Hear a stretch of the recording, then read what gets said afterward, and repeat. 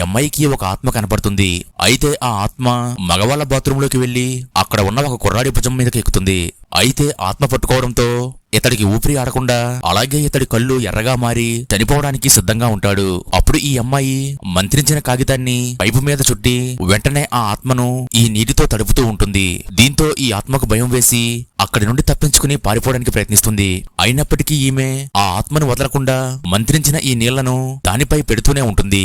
కానీ ఈ అమ్మాయికి తప్ప అక్కడున్న ఎవరికీ ఈ ఆత్మ కనపడదు. ఇంతలో ఈ ఆత్మ గోడమూలకు వెళ్ళగా ఈ అమ్మాయి నేరుగా నీటినంతా ఆ ఆత్మ మీదకు పట్టేస్తూ ఉంటుంది. ఇంతలో ఆత్మ అక్కడి నుండి పారిపోతుంది. అయినా సరే ఈ అమ్మాయి వదలకుండా అక్కడున్న బాత్రూంలోకి వెళ్లి కూర్చుంటుంది. అప్పుడు ఆ ఆత్మ తిరిగి వచ్చి పైనుండి ఈ అమ్మాయి మీదకు మింగేయడానికి వస్తూ ఉంటుంది. వెంటనే ఈ అమ్మాయి ఆ ఆత్మ జుట్టును పట్టుకుని ఇక నా చేతిలో అయిపోయావని అంటుంది. కానీ ఆ తర్వాత ఆ ఆత్మ ఏం చేసిందో తెలియాలంటే వీడియో లైక్ చేసి నెక్స్ట్ పార్ట్ ని కామెంట్ చేయండి.